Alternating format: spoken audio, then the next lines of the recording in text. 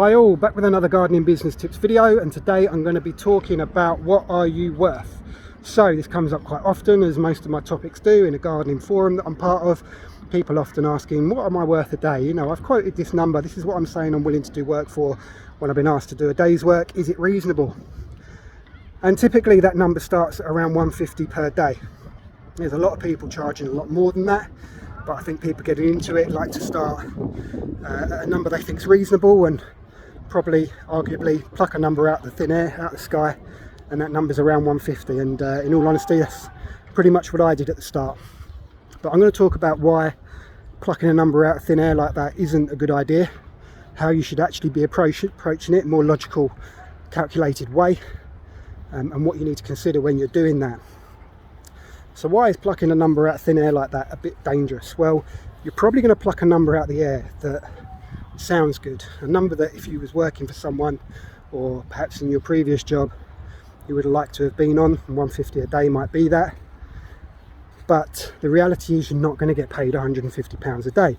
There's a lot more that goes in running a business that you don't get paid for. You might be getting paid £150 a day when you're in someone's garden, you're doing some work for them, but you're not going to get paid £150 a day when you're at home doing your day-to-day admin, doing your finances, doing your quoting, driving around and quoting, going out to maintain your tools, going to the tip to get rid of waste, going on social media to promote your business. And you're certainly not going to get paid it when you take holiday, when you're sick, or when there's bad weather. So the reality of 150 a day, if you was full-time, would be about 39k a year, pretty good salary, above the UK average. The reality of 150 a day as a gardener is probably going to be more like 33k a year, which again isn't bad, but that's without your overheads, which we're going to get into as well. Now, how have I gone from 39 to 33? Well, something you need to figure out is how many days a year you're actually going to work, because it's not going to be 52 weeks times 5 days a year. 5 days a week, sorry, which is 260 days a year, and 260 times 150 is 39k. It's not going to be that, because you're going to need some time off. There's bank holidays as well. You are going to get sick. There is going to be bad weather. And in my experience, that all adds up to about 40 days a year. How do I get to 40 days a year? Well, 20 days holiday, and that's not an awful lot. You'll probably get more than that if you was employed elsewhere, so maybe you want to add a few more on. That's 25 days for sickness or for issues with your vehicle, even if that's just having it off the road for a day for an MOT and servicing. But combine that with being sick maybe a few times, or being a bit injured, bad back sprain, whatever it might be. That's another 5 days, so 25 in total. And then poor weather, in my experience, takes about 15 days a year away from me. So that's 40 days a year that you're not going to work, off of the 260 that you possibly could have worked if you take weekends off. Leaves you at 220 days a year, and 220 days a year times 150 days, £150 a day is going to be 33k a year. And in all honesty, if you're good at what you do, you can probably walk into a job employed as a gardener, head gardener, groundskeeper on about 33k a year. So although that might be a reasonable place to start, I don't debate that. It's where I started, and it's probably worth starting a little bit lower than what you really want to end up on while you're building the work and you're trying to get that demand there. But very quickly, with supply and demand, if you're doing a good job, you'll hopefully be so booked up that you'll be able to charge more than 150 a day. But getting onto overheads, and this is really where it matters, a lot of people are approaching the work on, let's say, 150 a day and not bearing in mind that they've got overheads that are going to all come out of that, or they haven't actually done the numbers and crunched them into an annual figure and then a daily figure and applied that to what they need to take home each day. So how do you do that? Well, first of all, you take all of your overheads. That's going to include things like your public liability insurance, your vehicle insurance, your vehicle maintenance, maybe some tipping fees, some tool maintenance, maybe you're paying into a pension. All of these things are going to go into your overheads, and even if you own your vehicle outright, I would come up with a number that seems reasonable should you have to replace that vehicle. So if you need to lease a new one because your one's come to the end of its service life or breaks down, what is that going to cost you to replace?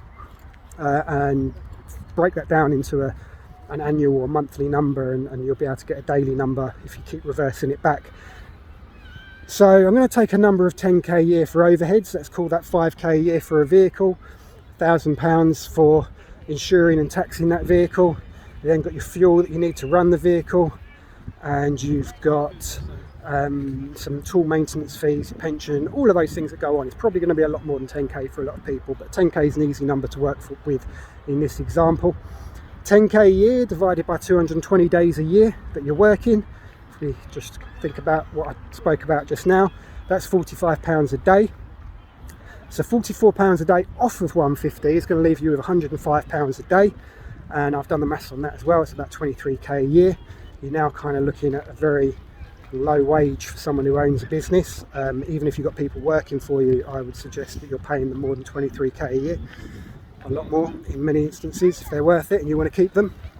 But what you should be doing with that number really is not taking it off of 150 but adding it to 150 or whatever your take home target is.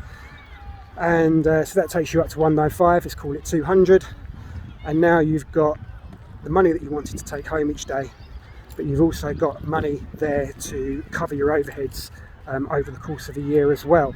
And these overheads aren't including the tax you're going to pay on at the end of the year on that, and nor are they in this example including staff or subcontractors, other self-employed people that you may have helping you out or get on board along the way. Of course you're going to have to add those things in if you get to that stage, or if you're at that stage already.